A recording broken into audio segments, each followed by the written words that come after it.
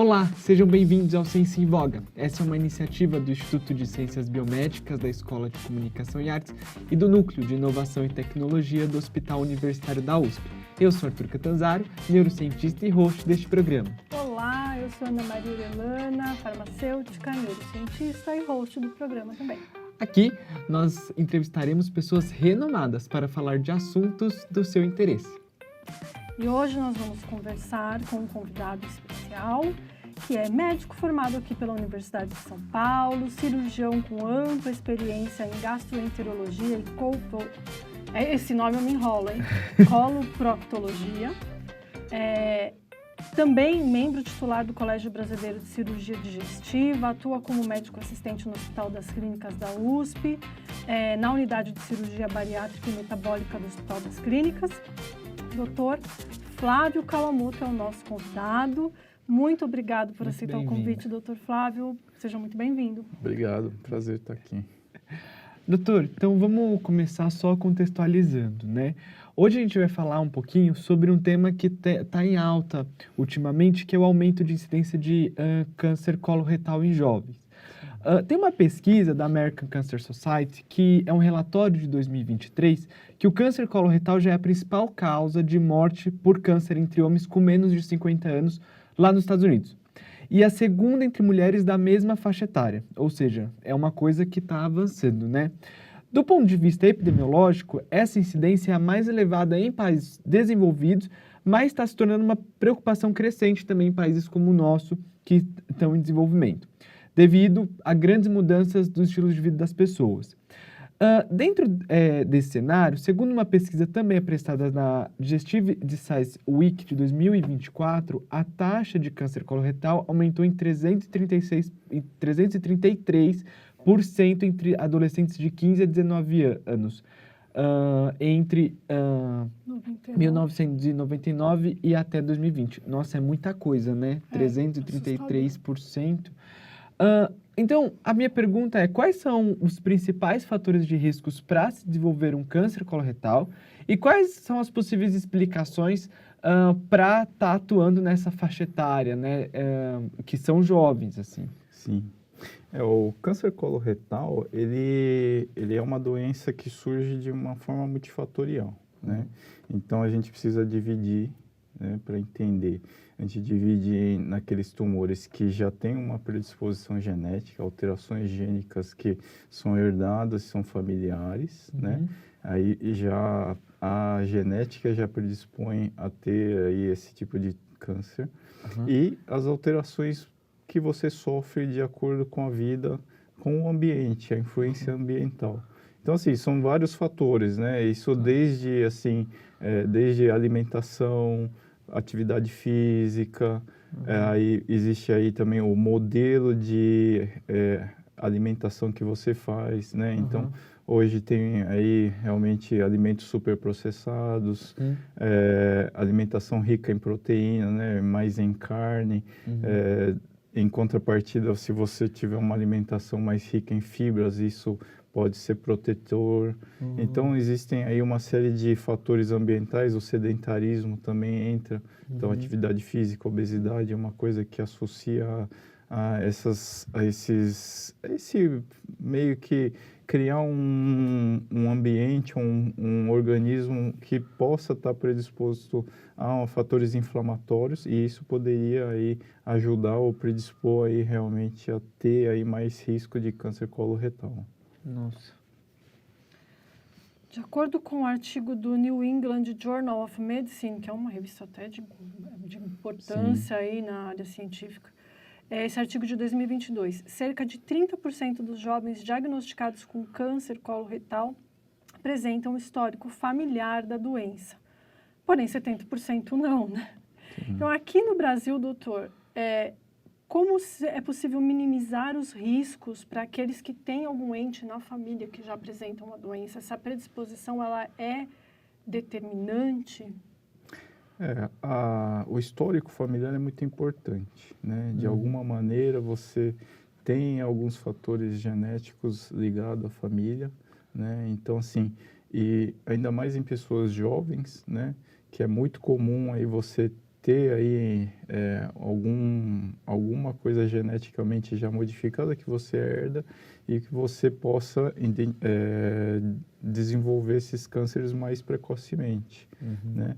Só que, assim, o porquê essa incidência real, por que isso está aumentando? Porque a predisposição é uma coisa meio já, né, prevalente, meio fixa na população, não muda muito, a não ser que existisse uma guerra, dizimasse a população, ou viesse outra população substituinte, mas isso não ocorre. Então, assim, o que provavelmente, o que se imagina é que, associado a essas alterações genéticas, vem o fator ambiental influenciar em relação a esse tipo de aumento da incidência, que se vê, né, principalmente em países emergentes ou em desenvolvimento, né, como a gente vai denominar esses países que estão em crescimento, né, o Brasil é um caso deles.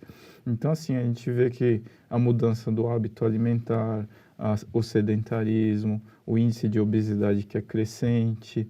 Então, assim, o tipo de alimento mais processado, alimento mais rico em carne, proteínas. Então, é uma coisa que, associada à genética, isso poderia aí aumentar a taxa, a incidência de câncer coloretal. E essa incidência seria maior, por exemplo, na sociedade ocidental? Então, esse estilo de vida mais ocidentalizado, americanizado, tem uma importância maior no caso de desenvolver essa doença do que hábitos mais relacionados a sociedades, culturas orientais ou outras que têm outro padrão alimentar? Ah, sim. Isso a gente vê muito, né? Uma distinção grande, né? Em países do Oriente existiam outros tipos de cânceres associados e menos aí em relação à coloretal. Então, você vê muito mais esôfago, estômago no Oriente, né? Mais associado à coloretal aqui no Ocidente, principalmente aí movido pela o que a gente chama de dieta ocidental, né? Que é mais ligado aí a carne mais industrializada, ultraprocessados, alimentos mais gordurosos, né? Embutidos, exatamente. Então, esse tipo... E, claro, o estilo de vida, né? O estilo de vida mais sedentário, tendendo mais a sobrepeso e obesidade. E isso, realmente, a gente vê na incidência maior de câncer coloretal. Interessante. E falando do câncer coloretal, existem diferenças nos subtipos de câncer coloretal entre jovens e idosos? Existem diferenças que influenciam na hora do médico diagnosticar esse câncer? Sim, uma coisa que acontece, né, determinada alteração genética, que é feito, infelizmente hoje só se faz a pesquisa genética, muitas vezes quando se tem o diagnóstico do câncer, você vai procurar as deleções, tudo para identificar o perfil, muitas vezes para até determinar o tratamento que vai ser feito adjuvante de quimioterapia ou radioterapia, né? Então, você vê que em muitos onde você tem alguns tipos de deleções genéticas que são falhas naqueles genes reparadores, você vê o desenvolvimento de cânceres mais agressivos, com pior comportamento biológico, né? Com menor diferenciação, e isso pode acontecer mais, aí como está associado à genética, em jovens pode estar mais frequente esse tipo de tumor mais agressivo. Olha, caramba. Isso não é nada bom, né? Não. Doutor Flávio, outra dúvida a respeito das doenças inflamatórias intestinais, como doença de Crohn, colite ulcerativa, embora parece que existam várias outras, essas são as mais comumente mencionadas, né? Existe alguma relação entre a presença de inflamação crônica no trato gastrointestinal devido a essas doenças e o surgimento, a incidência de câncer? Ah, sim.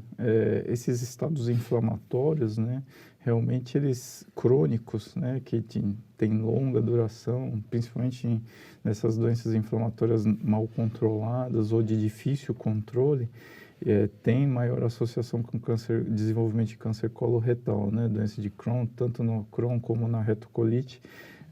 pacientes com longa duração de doença, tudo precisam ser aí investigados, acompanhados, porque realmente existe essa incidência aumentada, né? O estado pró-inflamatório, o inflamatório crônico é uma coisa que é uma predisposição, um fator de risco. Interessante. E sobre as intolerâncias alimentares? Por exemplo, uma pessoa que é intolerante à lactose ou ela tem doença celíaca, existe alguma correlação direta com o desenvolvimento do câncer coloretal ou não? Em relação à lactose, assim, especificamente pela presença da lactose no trato gastrointestinal, não, né? Basicamente é uma relação de não digestão da lactose em si. O que pode estar ligado, mas aí é indireto, né? Uma coisa que se coloca muito é do efeito protetivo do cálcio, né? Então, os laticínios, os lácteos, eles são muito ricos em cálcio, né? Então, queira ou não, assim, você intolerante à lactose, você deixa de comer esses elementos que tenham cálcio, pode ser que você tire um fator protetor da sua dieta, né?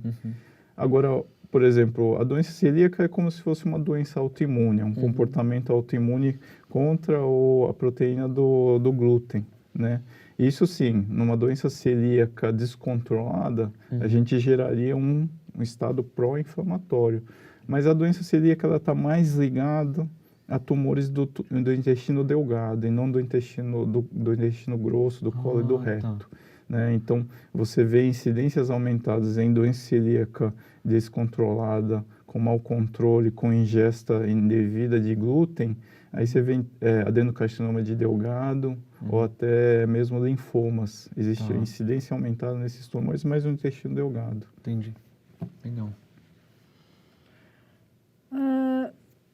Doutor Flávio, um estudo publicado na revista Nature sugere que desequilíbrios na flora intestinal, influenciados principalmente pela dieta, podem estar ligados ao desenvolvimento de câncer. Existe, de fato, essa relação e o que o senhor acha dessa febre de uso de probióticos? Isso é protetor?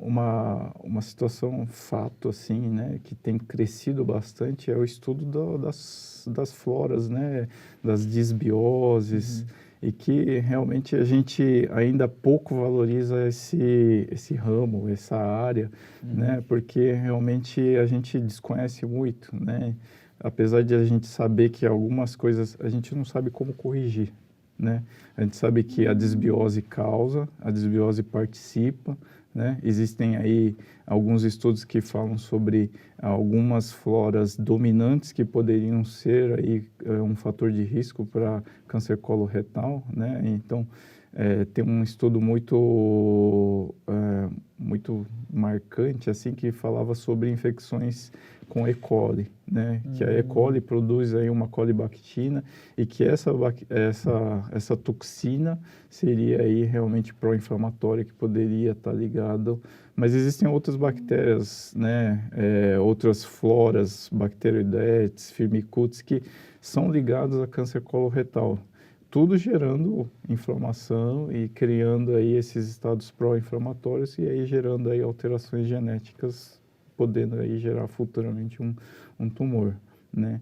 Agora, o que é realmente ainda um pouco obscuro é, por exemplo, você manipular uma fórmula com uma cepa falando que poderia ser benéfica para uma coisa, benéfica para outra. Isso, a ciência ainda gatinha um pouquinho na manipulação dessas floras, né? O que a gente tem, assim, a indústria já tem algumas floras prontas, né? Principalmente para disenterias, diarreias e até constipação. Isso vem evoluindo, mas ainda é muito, assim, precoce para a gente falar assim, ah, não, você pode manipular essa flora aqui numa farmácia de manipulação que serve para isso, medicações meio que padronizadas, vamos falar assim. Isso ainda é difícil de a gente conseguir, né, fazer, isso aqui é uma flora combate para o câncer. Isso ainda estamos um pouquinho não dá para dizer que é assim, né? Porque em animais existem estudos muito consolidados, inclusive, mas em peixes, em roedores, mostrando, né, transplante de microbiota, de animais jovens, a constituição, como difere, perda de variabilidade ao longo do envelhecimento. Então, em modelos animais, existe aí uma perspectiva de que a piora, né, na variabilidade das colônias poderia impactar a cognição, etc. Mas tudo em animal, de pequeno porte. Exato. Então, em humanos, a gente não tem... E tem sido vendido, né, muito desses probióticos prontos, né? A pessoa vai lá na farmácia de manipulação e compra e acha que está salva do câncer. Muitos. Assim, porque se a gente for ver, assim, grandes malefícios, aquela cepa não deve fazer, não vai fazer, porque, assim, é uma flora que você vai instalar, muitas vezes, assim, ou a flora entra e sai, né, sem causar nenhuma alteração, mas você acha que está fazendo um tratamento, né, tem algum motivo, mas... É complicado ainda essa parte, porque não se tem ainda um embasamento, um conhecimento profundo para você padronizar esse tipo de cepa, né? Às vezes substitui os exames de rotina, né, doutor, achando que só de estar usando essas... Probiótico, Já tá protegido, exatamente. Né? É um problema. Doutor, parece que receber um diagnóstico de câncer coloretal na juventude pode ser um pouco devastador para aquele jovem, ou para qualquer pessoa, qualquer idade. Né? A gente tem visto personalidades famosas, né? Até na mídia, que tem tratado câncer coloretal. Sim. Quais os impactos, doutor, que você acha emocionais e sociais mais comuns nesses pacientes? E como que a equipe de saúde pode ajudar, talvez um tratamento um pouco mais humanizado, né? Nesse contexto, que é um pouco complicado? Assim, o diagnóstico de câncer sempre vai ser complicado mesmo, né? Questão realmente paira aí pela idade, né? Muitas vezes às vezes, o esclarecimento emocional, desenvolvimento emocional, amadurecimento. É uma coisa que ainda, em pessoas mais jovens, é um pouco mais precoce, né? A gente sabe que tratamento de doenças, no geral, em pessoas mais jovens é muito complicado. Né? Principalmente em diagnóstico mais impactante como o câncer. A gente sabe que, por exemplo, diabetes, que é uma doença crônica em pacientes diabéticos tipo 1, já é um tratamento difícil de início, eles não aderem ao tratamento, não fazem uso de medicação. Então, para o câncer não é muito diferente. Existe um grande lado da negação, da revolta, e não da compreensão e do tratamento, né? E, por outro lado, assim, o tratamento, ele paira por vários, né? Desde o tratamento cirúrgico, medicações, intervenções, procedimentos invasivos, né? Seja catéter, seja por infusão de quimioterapia ou cirurgias múltiplas, muitas vezes. Então, não é um tratamento fácil. Então, a gente precisa... Realmente não é só dar o diagnóstico, operar e dar a medicação, a quimioterapia. Acho que você precisa acolher, entender a situação. Muitas vezes você precisa de um nutricionista, um psicólogo, ou até mesmo um psiquiatra para acompanhar essa pessoa, porque realmente, assim, só tendo esse tipo de acolhimento, esclarecimento, às vezes ele vai aceitar o tratamento mais adequado, né? Para você não ter aí nenhum prejuízo no tratamento. Mas você precisa ter uma equipe multiprofissional junta, né? Muitas vezes, assim, entender qual que são os anseios, né? Tem muita gente que se preocupa, vai cair o cabelo, não vai cair o cabelo com o tratamento, porque muita gente associa o câncer, a quimioterapia com o cabelo, com o mal-estar. Então, assim, saber explicar, saber que é importante ou não, né? Não é só, o cabelo volta a crescer, não é bem assim, né? Saber aí trabalhar esse tipo de informação para poder aí dar mais conforto, né? E para finalizar, doutor, o senhor acha que as pessoas estão descobrindo muito tarde, assim, o estágio da doença mais avançado? Como é que é isso na média? Existe alguma intervenção em mídia ou mesmo em educação de saúde que poderia ser mais divulgada para que as pessoas, na população em geral, fizessem um check-up, porque a gente vai no médico todo ano, faz o check-up, e dificilmente existe um check-up do trato gastrointestinal, só quando alguma coisa não está bacana, que a gente Sim. procura o gastro, né? É. E às vezes até negligencia os sintomas. Exatamente, a gente minimiza um pouquinho os sintomas, deixa para lá, deixa de O lado. ano que vem. Né? E Todo mundo deixa. se preocupa mais em relação à parte cardíaca, né? Então, bota mais essa patamar mais importante. Mas, assim, o fato é, os tumores gastrointestinais, eles são pouco sintomáticos no início. Então, a gente tem aí, assim, praticamente mais da metade das pessoas com câncer precoce com diagnóstico subclínico. Você não consegue fazer o diagnóstico se você não fizer o exame, se você não fizer um tipo de rastreio, né? Então, assim, sendo assim, até hoje já se reduziu a idade, né? Antes era 50 anos, se reduziu para 45, começar a fazer aí um rastreio em relação ao câncer coloretal especificamente, né? No Brasil não existe aí uma idade específica para outros tipos de tumores do trato digestivo, tipo estômago, esôfago, né? Até talvez aí a gente faça mais endoscopias do que normalmente se faz. Existe aí um tabu em relação à colonoscopia, né? Ela ainda é o principal exame, o exame melhor, né? Que se fala de padrão ouro para diagnóstico de qualquer câncer coloretal, né? Então, existe ainda um certo preconceito sobre realização disso. Então, às vezes, a pessoa que tem a indicação com menos idade, até com 40 anos, não quer se fazer porque é um pouquinho e realmente negligencia um pouco. Então, isso pode realmente atrasar um diagnóstico e aí a gente tem aí uma perda de, né, um tempo de tratamento perdido. Isso é uma coisa importante porque a gente tem como recomendar, mas muitas vezes isso é negligenciado ou ignorado e aí você acaba fazendo diagnósticos mais tardios, né? Então, em quem tiver realmente histórico familiar, jovens, tudo, tem que adiantar aí pelo menos 10 anos do caso índice que teve histórico de câncer coloretal. Você precisa aí, pelo histórico familiar, adiantar os seus exames de rastreamento, né? Então, ou qualquer sinal, né? Pelo menos um sinal frustro, mas um pequeno sinal, né? Uma alteração de hábito intestinal, que a gente sabe que faz parte, um sangramento, né? Foi evacuar, saiu um pouquinho de sangue, ou até uma perda de peso inexplicada, alteração assim, que você não consegue notar, às vezes já é um indício para você poder ir lá e fazer a pesquisa. Porque, assim, o tratamento, ele vai ser melhor, né, comprovadamente, se você fizer diagnóstico precoce.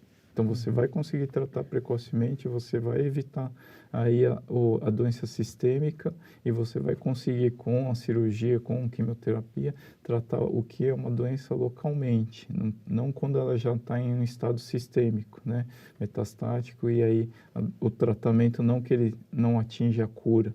As taxas de cura são menores, né? Então, você ter aí realmente um tratamento de um câncer precoce, a sua taxa de cura é muito maior do que qualquer estágio já uma doença sistêmica. Perfeito. Doutor, você gostaria então de dizer algo para os espectadores? Pode ser uma indicação de um livro, de um filme ou só um tchau? Então tá. Assim, falando um pouquinho do mesmo assunto, né? Assim, muito parecido. Tem um livro muito bom que eu vi faz um pouco de tempo, chama 10% Humano, né? Que lida um pouquinho, mostra um pouquinho que a gente não é só a gente, independente, a gente viveria sem o mundo, né? Na verdade, a gente tem dentro da gente trilhões de cepas bacterianas e a gente não vive sozinho e depende dessas bactérias para manter aí como se diz, o ecossistema, né, funcionando em harmonia, né? Então, assim, não é só a bactéria serve para desequilibrar da diarreia, da constipação, mas ele influencia em doenças metabólicas, seja diabetes, né? Seja obesidade. Existem diversos estudos relacionados a isso, a parte inflamatória, gerando outros tumores, né? Câncer coloretal, que tem aumentado grande aí na população, principalmente na população brasileira, a gente vê aí um boom, né? Nessa população mais jovem, a gente vê aí abaixo de 40 anos, a curva é ascendente. E nos mais velhos, as curvas estão caindo, mas ainda tem ascendência abaixo de 40 anos. Então, é uma coisa que a gente precisa tomar cuidado, a gente precisa se preocupar, né? Então, a gente precisa aí checar qualquer alteração. Mas é uma dica de um livro que talvez aí a gente consiga abrir um pouquinho a mente para o mundo, um pouquinho para a alimentação, porque qualquer alimentação ele pode mudar a sua dieta. Você tomou um antibiótico uma semana, já muda a sua flora. Você muda a sua dieta para uma dieta vegetariana, não estou falando que é para virar vegetariano, mas já muda também. Você come só proteína, só carne, já muda a flora bacteriana. E pode ser que essa mudança seja para o bem ou para o mal. Então, a gente precisa ter consciência disso. Consciência disso, exatamente. Dr. Flávio, muito obrigada pela participação, pela contribuição, pela essa conversa riquíssima de informações. Muito obrigado. Muito obrigada mesmo. Obrigado aí pela participação. Nosso Instagram, Spotify, YouTube e TikTok é @CiênciaEmVoga. Então nos acompanhe por lá para ficar por dentro de todas as novidades e também enviar sugestões de temas que você acha pertinente. Até mais. Até. Até logo.